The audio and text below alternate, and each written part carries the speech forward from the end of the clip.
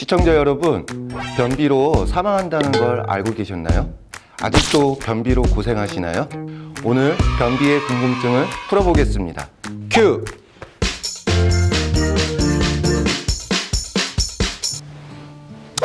안녕하세요. 순천향대학교 서울병원의 소화기내과 이태희입니다. 개인적으로는 굉장히 이 분야에 대해서 관심도 많고 미국으로 연수 갔을 때도요, 변비의 대가 분 밑에서 제가 공부를 했죠. 제 스승님은요, 바루차라는 교수님이신데요, 거의 뭐 전 세계적으로 변비의 대가시죠. 그분이 계시는 병원이 메이오 클리닉이거든요. 미국에서도 해결되지 않는 변비 환자분들이 그 메이오 클리닉에 가서 진료를 받으시죠. 이런 질환들을 앓고 있는 환자분들이요, 사실은 암 환자나 뭐 염증성 장질환 환자보다도 더 정신적으로 고통도 많이 받고 삶의 질이 떨어지는 걸 많이 받죠. 그래서 굉장히 개인적으로도 이 병에 있어서 굉장히 열정을 갖고 보다 나은 치료를 제공하고 싶습니다. 그리고 저희 병원에는 전국에서 이런 난치성 변비 환자분들이 많이 찾아오십니다. 변비뿐만 아니라 여러 기능성 위장관 질환에 대해서 정밀하게 평가할 수 있는 장비도 굉장히 잘 갖춰진 병원이기도 하고요. 그리고 저뿐만 아니라 근무하시는 이준성 교수님도 굉장히 이쪽 분야에 있어서는 대가시죠. 그래서 저희가 이런 기능성 위장관 질환, 그리고 뭐 변비 이런 거에 대해서 굉장히 열정을 갖고 보고 있습니다. 네, 변비는 증상이 굉장히 다양합니다. 뭐 배변 횟수가 적다거나 배변 볼 때 힘들거나, 저는 그렇게 말씀드리고 싶어요. 배변 하시는데 불편함이 있거나 만족스럽지 않다면요, 변비일 수도 있습니다. 실제로 변비와 사망률에 대한 연구를 보시면은요, 그 변비 환자분들이 변비가 없는 환자에 비해서 사망률이 약 12%나 높다고 합니다. 뭐 변비와 직접된 사망 원인으로 언급되는 것 중에는 우리가 허혈성 심질환이 가장 대표적이죠. 지난달 한 달 동안 심한 난치성 변비 환자로 응급실에 방문했던 환자 2분이나 사망을 하셨거든요. 이분은 54세 젊은 남자 환자분인데요, 척추염하고 혈액투석을 받았던 환자분인데 오랫동안 이제 변비로 고생하셨던 분입니다. 근데 이분이 부득이한 사정으로 변비약을 잘 못 드셨던 거예요. 그랬더니 변비가 심해서 응급실을 방문하셨고요. 여기 보시면은 장이 굉장히 늘어났고 대변이 장에 가득 찬 걸 확인할 수 있었죠. 역시 CT 영상에서도 그랬고요. 응급으로 이제 대장 감압술을 시행해서 대변을 제거를 했습니다. 환자분은 좀 회복하는 듯 하다가 결국에는 변비로 인해서 장 폐혈증이 와서 사망하게 됐죠. 굉장히 좀 안타깝죠. 사실 변비라는 게 어떻게 보면은 우리가 암이나 심장질환, 뇌질환에 비하면은 그렇게 심각한 질환이 아닐 수도 있는데요. 특히 노인 환자나 이 거동이 불편한 환자, 그리고 기저질환이 심하거나 많은 환자분들 같은 경우에는 이 변비가 장 폐쇄, 장 천공, 이런 폐혈증 같은 합병증을 유발할 수 있죠.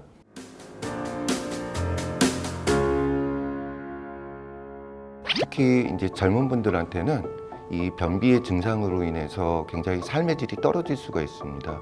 이게 삶의 질이 떨어질 뿐만 아니라 이 증상이 괴롭다 보니 우울증이나 불안증 같은 것들로 인해서 굉장히 많이 괴로워하시죠. 그 일반적으로 변비 때문에 생긴 2차적인 우울증이나 불안감 같은 경우에는요, 이제 변비 치료만 성공적으로 잘 되면은요, 회복될 수 있는 문제인데요. 오랜 변비 증상으로 인해서 이런 불안이나 우울이 오랫동안 방치되는 경우에는 변비 증상이 잘 조절된다고 해서 해결되지 않을 수도 있습니다. 이제 그런 경우에는 이제 정신과에 가서 이제 약물 치료를 받는 경우에 도움도 되기도 하지만요. 한편으로는 이런 정신건강의학과에서 처방되는 약제들이 또 변비를 유발하거나 변비 증상을 나쁘게 할 수 있다는 면도 있죠.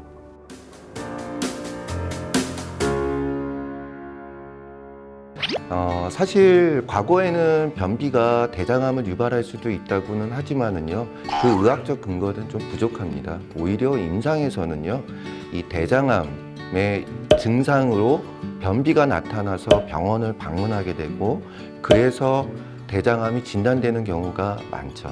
변비 증상이 있다고 해서 무조건 대장암을 생각할 필요는 없지만은요. 다만 이제 50세 이상, 특히 고령의 환자나 아니면은 평소에 변비 증상이 없던 분이 갑자기 변비 증상이 나타난다면은 한 번쯤은 대장암이 있는지 없는지 확인하실 필요가 있고요. 그런 검사로는 대장 내시경 검사가 제일 효과적입니다.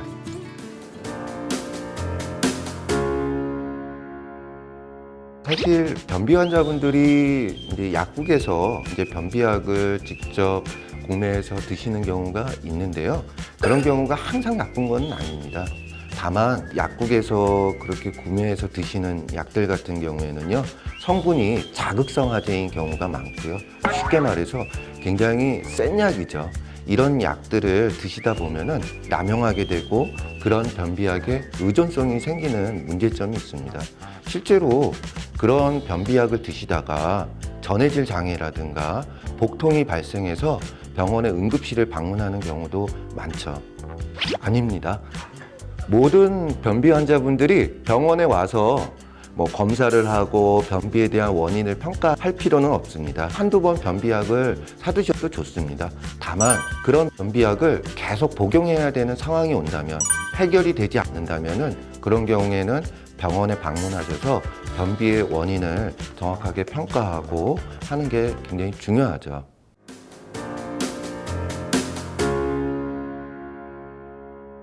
일단은 식단이 굉장히 중요해요. 섬유질이 많은 식사를 하시는 게 중요한데요. 섬유질이 많은 식사라는 게 이 과일이나 야채를 많이 섭취하라는 거거든요. 그리고 야채도요, 이 부드러운 야채보다는 이 질긴 야채가 배변에는 도움이 됩니다. 우거지국도 좋죠. 그리고 두 번째는요, 규칙적인 운동이 굉장히 중요합니다. 조깅이나 자전거 타기 같은 이런 유산소 운동 같은 경우에 우리가 서행성 변비 환자들한테 굉장히 도움이 되고요. 두 번째는 근력 운동입니다. 특히 허벅지나 엉덩이 근육을 키우는 게요, 배변 장애 환자분들한테는 굉장히 도움이 되거든요.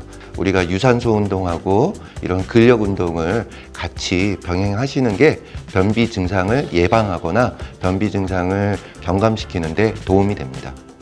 그리고 마지막으로는요, 스트레스 관리입니다. 몸과 마음이 하나로 움직이거든요. 스트레스를 받게 되면은요, 위와 장이 잘 안 움직여요. 그렇기 때문에 스트레스 관리를 잘 하시면은 변비 증상을 예방하거나 줄이는 데 굉장히 도움이 되죠.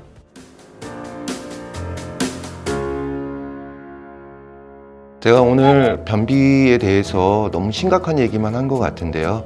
사실 변비는요, 잘 다스리기만 하면은요, 잘 지낼 수 있고요. 식단, 그리고 운동, 스트레스 관리가 제일 중요하고요. 이렇게 해도 잘 조절이 안 된다면은요, 이제 약물 치료가 필요한데요. 그런 약물 치료 하실 때 주의할 점은 꼭 병원을 방문해서 변비의 원인이 어떤 건지 평가를 받고 거기에 맞춰서 관리를 하시는 게 제일 좋겠습니다. 시청자 여러분, 감사합니다.